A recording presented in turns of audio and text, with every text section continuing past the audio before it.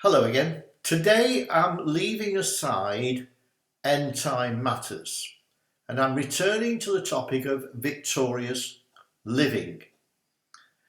Now, victorious living includes victory over difficult diseases or diseases that the doctors can't diagnose.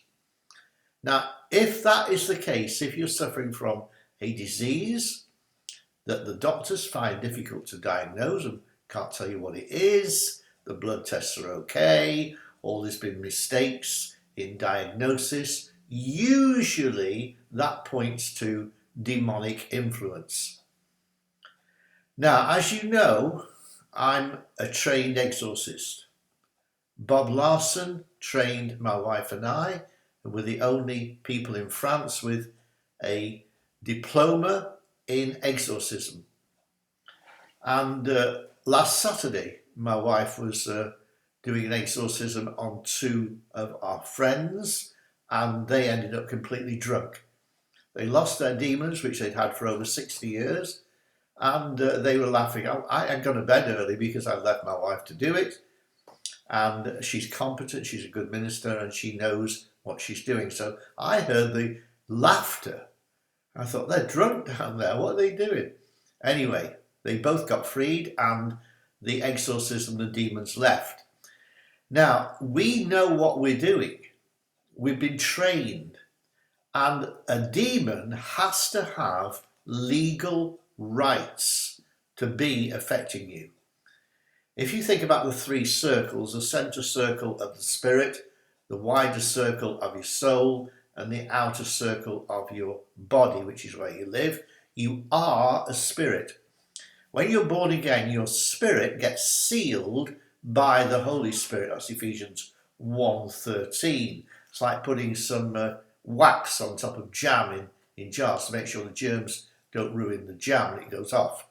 So your spirit is not affected. You are not possessed. If you are a Christian, you cannot be possessed, but you can be oppressed by evil spirits in your soul and in your body. Now, those evil spirits can come in through either your own sin or through your bloodline. I had a very good example of this earlier in my life as a Christian. Before I was really a minister, I was meeting with some people at church, and I met a lady called Christiane. She was round a table with some of my friends, and I said, "Do you want a drink of water?" She said yes. She was shaking like mad, and the Lord said to me, ask her, this was in French, did she have an operation under anaesthetic in the first 5 years of life? So I said, "Bonjour, je m'appelle David." I'm called David. What's your name? She was called Christiane. And she said, "How did you know?" Her eyes only came out on stalks. "How did you know?" I said, I know nothing, my dear. I just repeat what God tells me. You had an operation, didn't you? And you opened yourself under that general operation to an evil spirit. And 40 years later, I met her around the table at this church meal. And she got nephritis. She was having a blood transfusion every week, and she was fed up with it. Anyway, cut a long story short, they came round, her and her daughter came round to my friend's flat, and within 3 hours, after 3 hours of questioning, why does God allow, deformed babies, and why does God allow famines and all that stuff, I prayed for her, and I said, "Lift up your hands," and the hands lifted up, they were steady as mine. And she went wild. She was absolutely, instantly healed. And she told everybody at church, which didn't do me any favours in a Baptist church. I can tell you, never mind. What that led to was I got thrown out of the Baptist church because of that healing. They wouldn't allow it. And I went down to Toulon, and that's where I met Veronique. This is 26 years back. So this lady, Christiane, had a demon. That demon needed to be confronted, cast out, and she was instantly healed. No problem. But you've got to find out where the entry port or the open door, where is the open door? Where did the demon come in? And does it have a legal right to be there? Now, this is just, basic knowledge for an exorcist. We then had another lady who was at church. She said to me, will you help me, David? I've got Parkinson's. And she told me about her problems with her husband and so on and so forth. Husband threatened to go and hang himself. And I said to her, that's when you started shaking. The fear that your husband would commit suicide and go and hang himself in the garage, that's where the demon came in. And she was instantly healed. Well, I tell you, they were glad to get rid of me in that church because I was causing too much trouble. I was confronting demons. In your bloodline, or because of your personal sin, demons have gained entry and they've made you sick. Sick mentally, sick emotionally.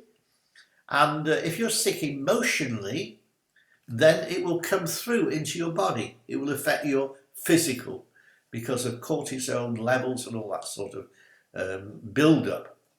So it's important to know where is the entry point, how did the demon get in, how long it's been there. You've got to renounce it and probably pray about the sin that your ancestors did in order to let it into your bloodline, and then you will be set free. Now, these things take time. This is the work of an exorcist. And for those of you who have got problems that you haven't been able to solve, medically difficult to diagnose problems, this is the way forward. Find out whether or not you are demonized, whether you're oppressed by a demon, most probably you are, and then I can help you get free of it. But you have to be willing to probably talk to me on Skype. That's how Bob Larson does it. He charges $500 a time. I don't charge. So if you're looking financially, I think I'm the better option. So look forward to seeing you if you've got problems which cannot be solved medically.